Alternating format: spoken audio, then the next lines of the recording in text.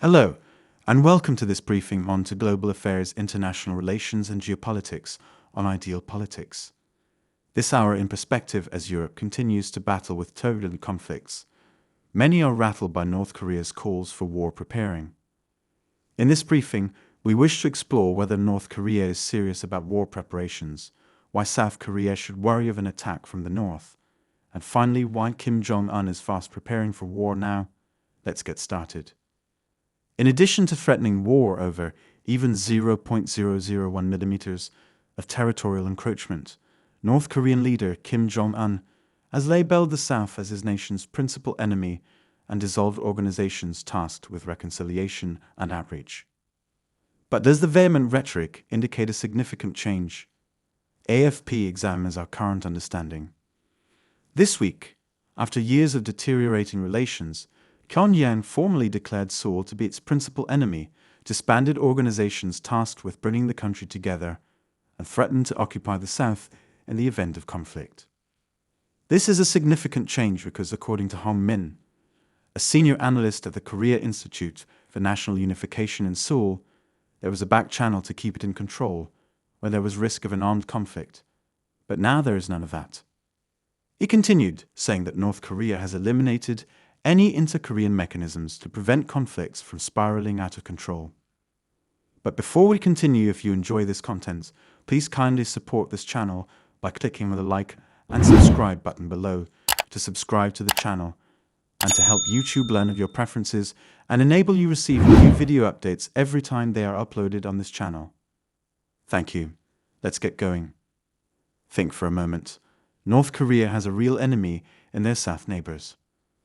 The North's labeling of the South as its principal enemy isn't just rhetorical. The words could carry into action. According to Kim, he had no intention of averting or initiating a conflict.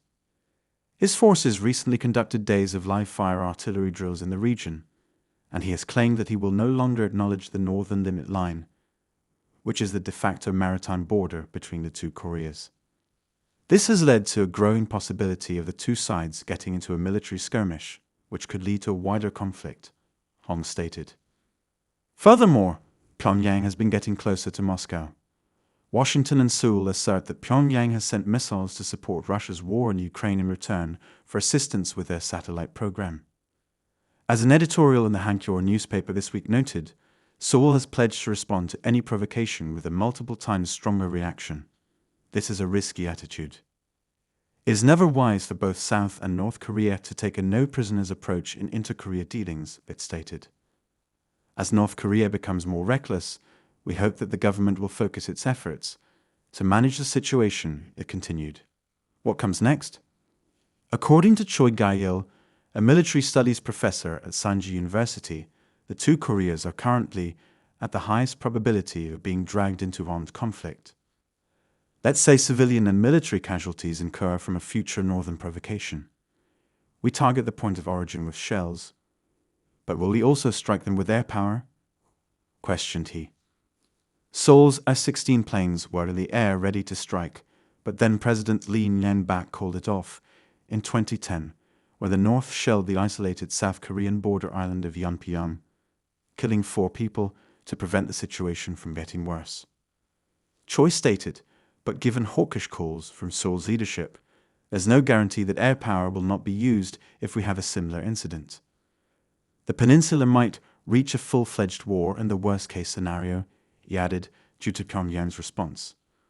Although there has never been much hope for inter-Korean reconciliation, Soo Kim, a former CIA analyst and policy practice area lead at LMI Consulting, told AFP that Kim has now openly declared to Seoul that it sees them as his number one adversary.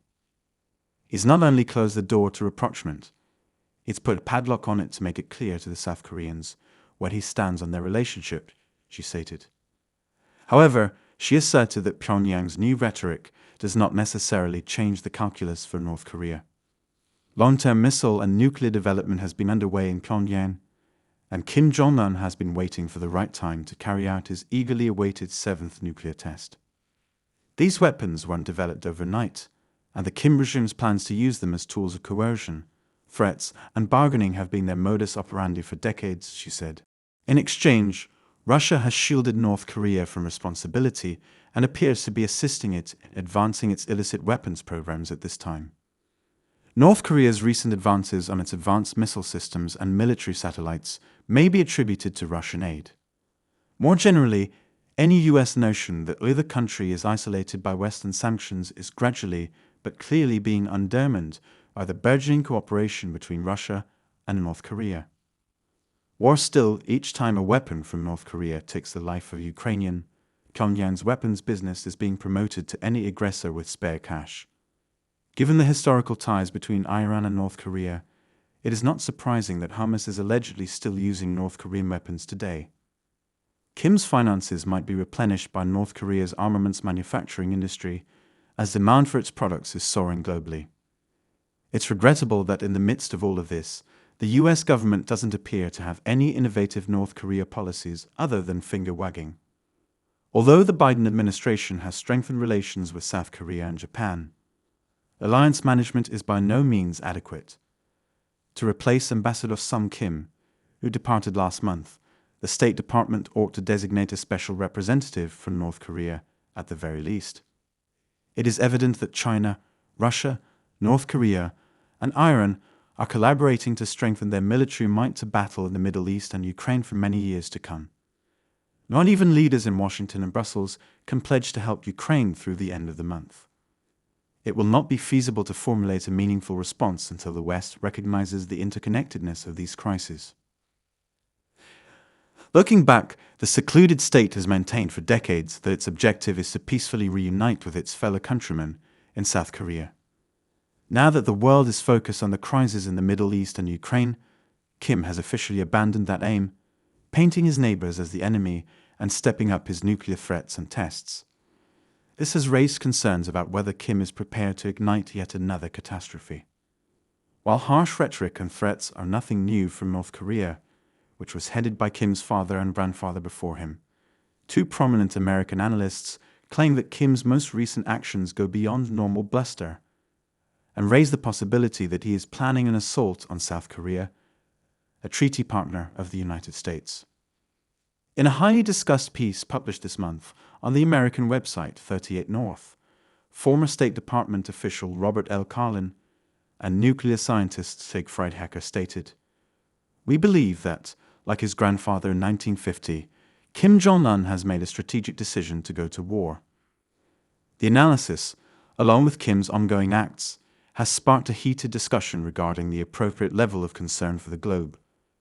A heinous lack of creativity. The idea of shared statehood between the two nations, which have remained technically at war since the Korean War ended in an armistice in 1953, would be removed from the North Korean constitution. According to Kim, who made a historic announcement last week that the communist North Korea would no longer seek reconciliation with the democratic South. Kim said that South Korea was the North's principal enemy during a meeting of his rubber-stamp parliament on January 15. He added that although the nuclear-armed North Korea does not want conflict, we have no intention of avoiding it. In addition, Kim declared that he would down the reunification arch, which was erected outside of Pyongyang in 2000, and won as a symbol of the desire for a united Korean peninsula, and disband all government organizations tasked with fostering collaboration and reunification with the South.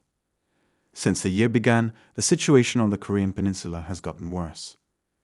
Kim threatened to annihilate South Korea if provoked, according to state media on January 1. A few days later, South Korea held its own live-fire drills when North Korea fired artillery shells close to the disputed maritime boundary off its western coast. In its first ballistic test of the year, North Korea announced last week that it had successfully tested an intermediate-range missile using solid fuel and a hypersonic warhead. Additionally, it tested its nuclear-capable underwater attack drones, one more in opposition to joint military drills between the United States, South Korea, and Japan. Resolutions passed by the UN Security Council are broken by such testing. When North Korea launched its first spy satellite and its first intercontinental ballistic missile using solid fuel in 2023, tensions had already begun to rise. In reaction to the spy satellite launch on November 21, South Korea resumed aircraft monitoring close to the border and halted a portion of a 2018 military agreement meant to reduce tensions between the two nations. After that, North Korea completely halted the deal and reinstated border patrol stations and other military actions.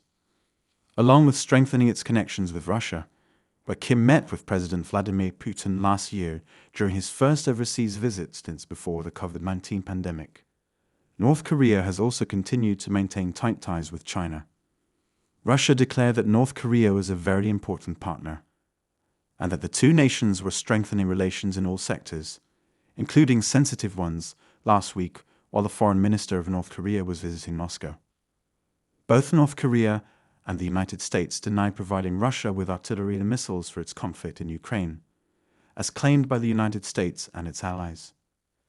Carlin and Hecker contend that following the collapse of the Kim-President Trump meeting in Vietnam in 2019, North Korea abandoned diplomatic efforts with the United States. Since then, negotiations over North Korea's nuclear and missile programs have come to a standstill. In the meantime, the country has conducted an unprecedented number of weapons tests and developed increasingly sophisticated, difficult-to-detect missiles that could potentially reach Guam, South Korea, Japan, and South Korea, both of which are home to thousands of American troops. Washington claims that it is open to holding negotiations with North Korea whenever, wherever, and without any restrictions.